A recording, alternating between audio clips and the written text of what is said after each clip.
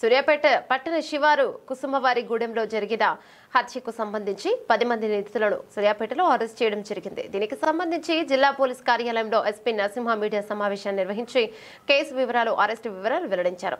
మృతుడు చారగండ్ల శివ, నిందితుడు పెద్ది లింగస్వామి మధ్య కొంతకాలంగా గొడవలు జరుగుతున్నాయని, వీరిపై గతంలో హత్య కేసు, హత్యాయత్నం, దాడి, దౌర్జన్యం కేసులు, గంజాయి వినియోగం కేసు నమోదు అయ్యాయని, ఒకరిపై ఒకరు దాడులు చేసుకుని పాత గొడవల కారణంగా ఉద్దేశపూర్వకంగా ఒకరిపై ఒకరు దాడులు చేసుకుని పాత గొడవల కారణంగా చారగండ్ల శివపై మాతంగి మధు, అతని అనుచరులు విచక్షణారహితంగా శివపై దాడి చేసి హత్య చేశారని తెలిపారు.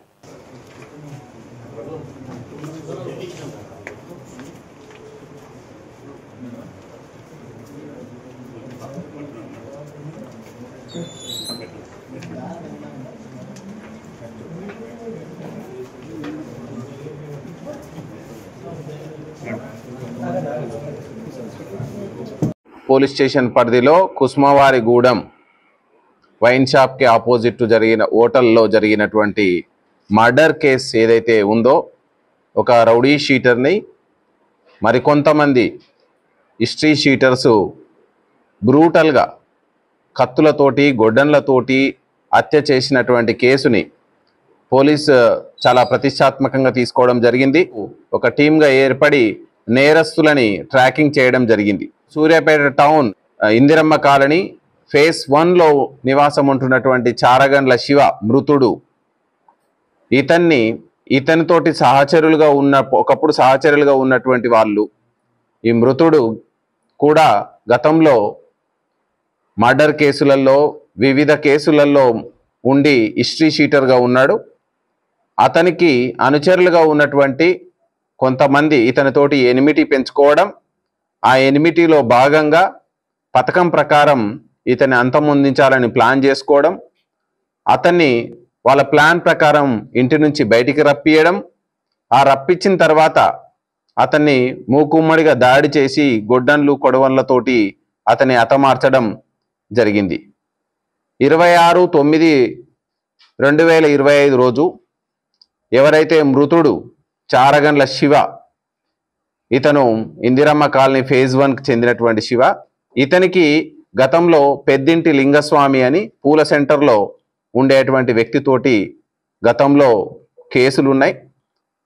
పెద్దింటి లింగస్వామి ఇతన్ని గతంలో ఈ చారగండ్ల శివ మీద హత్యా ప్రయత్నం చేసినటువంటి కేసుల్లో పెద్దింటి లింగస్వామి నేరస్తుడిగా ఉన్నాడు. 26/9/2025 రోజు మధ్యాహ్నం పూట ఈ మృతుడు ఈ పెద్దింటి లింగస్వామి దగ్గరికి వెళ్ళి అతన్ని అందరి ముందు అవమానించే విధంగా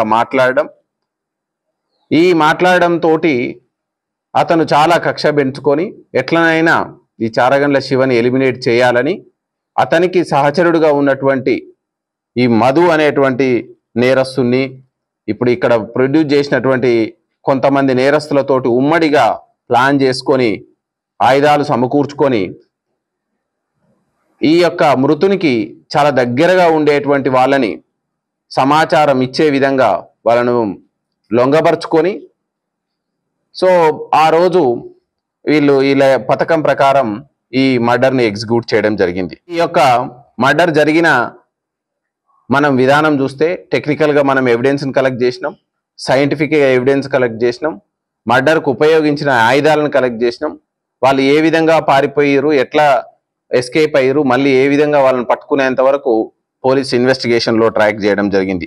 ఇందులో మొత్తంగా మనం ఈ నేరంలో 12 మంది నేరస్తులని, అంటే మర్డర్లో ప్రత్యక్షంగా పాల్గొన్న వాళ్ళైతేమి, మర్డర్ ప్రణాళికలో పాల్గొన్న వాళ్ళు, మర్డర్కు సహకరించిన వాళ్ళందరినీ మనం నేరస్తులుగా పెట్టడం జరిగింది. ఇందులో ప్రధానమైనటువంటి నేరస్తుడు మాతంగి మధు, ఆలియాస్ కర్రే మధు. ఇతను ఎన్టీఆర్ కాలనీ సూర్యాపేటలో ఉంటాడు. ఇతను మృతుని కత్తితోటి దాడి చేయడం జరిగింది. Peddi Lingaswamy flower decoration work చేస్తాడు, అన్నాదురై నగర్కి సూర్యాపేటకు చెందినవాడు. ఇతను కూడా మృతుని కత్తితోటి దాడి చేయడం జరిగింది. చెవుల నరేష్ క్యాటరింగ్ వర్క్ చేస్తున్నాడు, సీతారాంపురం సూర్యాపేట టౌన్. ఇతడు జక్కి సతీష్ అలియాస్ టిప్పర్ సత్తి, ఇతను క్యాటరింగ్ వర్క్ చేస్తాడు, జేజే నగర్ సూర్యాపేట్. ఇతడు కూడా కత్తితోటి దాడి చేయడం జరిగింది. బాషిగుంపుల సతీష్ అలియాస్ కేసారం సతీష్, ఇతను కూడా కేసారం గ్రామం, ఇతను కూడా గొడ్డలతోటి దాడి చేయడం జరిగింది. ఈ నేరస్తులతో పాటుగా ఈ యొక్క మృతుని యొక్క కదలికలను సంచారాన్ని అందించే విధంగా నేరళ్ళ శ్రీరాములు, గువ్వల తరుణ్ కుమార్ వీళ్ళిద్దరూ కూడా మృతునికి దగ్గరగా ఉన్నట్టే నటిస్తూ నేరస్తులకు సమాచారాన్ని లీక్ చేసి మృతుడు ఎక్కడ ఉన్నాడు, ఏ విధంగా ఉన్నాడు, ఏ కండిషన్లో ఉన్నాడు, ఎక్కడెక్కడ తిరుగుతున్నాడు అనే విషయాన్ని సమయానుకూలంగా వాళ్ళకు నేరస్తులకు సమాచారం ఇవ్వడం జరిగింది. సూర రామచంద్రు